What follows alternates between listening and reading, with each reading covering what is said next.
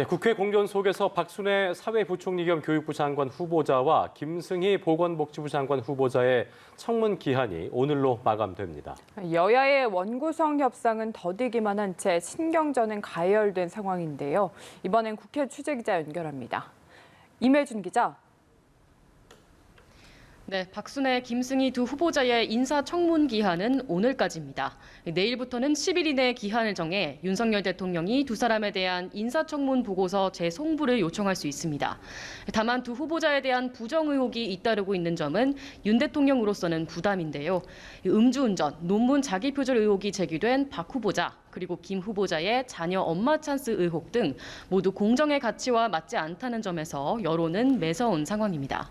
윤 대통령이 다음 주 해외 순방을 앞두고 두 후보자에 대한 임명을 강행할 수 있을 것이란 관측이 나오는 가운데 윤 대통령은 일단 원 구성까지 기다려보겠다는 입장을 재차 내놨습니다. 다만 국회는 벌써 20일 넘게 공전하고 있습니다. 청문회 날짜 잡기는커녕 상임위조차 열리지 못하는 상황에 민생 문제도 쌓여가고 있는데요.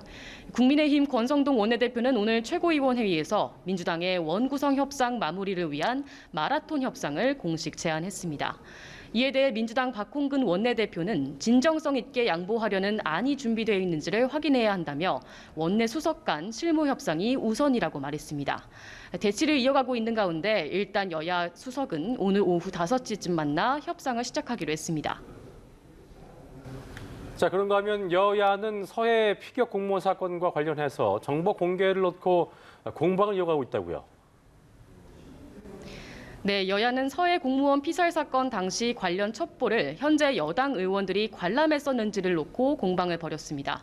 민주당 우상호 비상대책위원장이 어제 여당 의원들도 당시 첩보 내용을 보고 월북했네라고 얘기한 적이 있다고 말한 데 대해 국민의힘 하태경 의원은 국방위원이고 정보위원으로서 열람한 적 없다고 주장했습니다.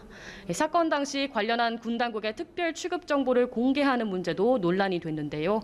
국민의힘은 당시 자료를 모두 공개하는데 민주당이 협조해야 한다고 연일 공세를 펴고 있는데 협조 의사를 보이지 않던 우 위원장은 오늘은 여당이 공개하자고 하면 공개하자고 말해 귀추가 주목됩니다. 이런 가운데 국방부는 정보자산의 무분별한 공개에 대해서는 신중한 입장도 있다고 반응했습니다.